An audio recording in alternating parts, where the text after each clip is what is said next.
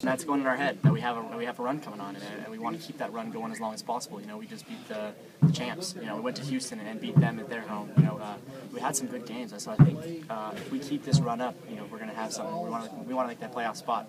We're saying one game at a time, but we're looking down the road for that playoff. I mean, a lot of people have been focusing on Diego and his run of scoring, but I mean, if you look at what you've done in the last few games, including the Open Cup, kind of on a run of your own. I mean, how are you feeling confidence-wise, and what does that do for your game to know that you've been getting on the score sheet, kind of making things tick?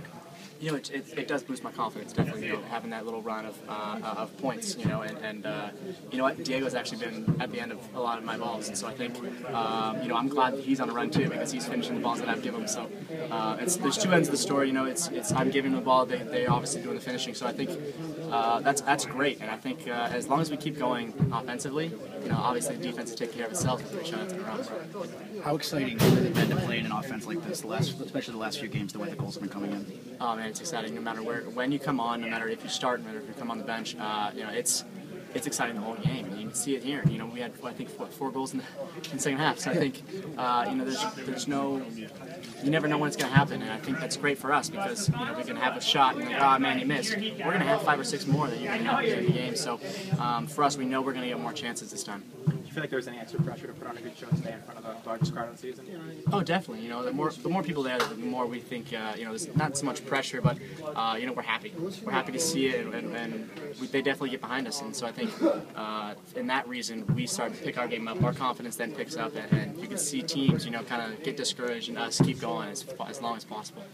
You feel a little bit poetic at the end. You find Chad, and then he gets you back a couple minutes later. Yeah, definitely poetic. And I'm glad that Chad got his goal. His former team, and he came here and hasn't played much, and he came off the bench and scored a great goal, and then gives me a perfect layoff. So he's on cloud 9 right now. He's feeling great about himself. So we're happy for him. What do you think it was? I don't know if anybody asked this before I got over here, but what do you think it was that kind of I guess what was the shoe that dropped to bring the extra 4 goals on at the end of the game? Because it didn't look like this was going to be a 5-goal game at the outset. Yeah, it's the first half. I didn't think we didn't start an amazing game. We didn't have our best start of the year, but we kept going. I think that's what it was. We kept going. It was hot. It was hot. We were playing on turf. It was a lot of things that could discourage a team. And we never stopped. We kept going. We kept pressing. We kept putting the balls in the corners. We kept playing 1-2s around them. We had guys like Diego and Sayer before he came off. We had Juan Agudelo working his butt off, the whole game. And I think that, brings a team down and then opens the game up for us. And when I came in, obviously it was a lot of open space. And that's just a player's dream.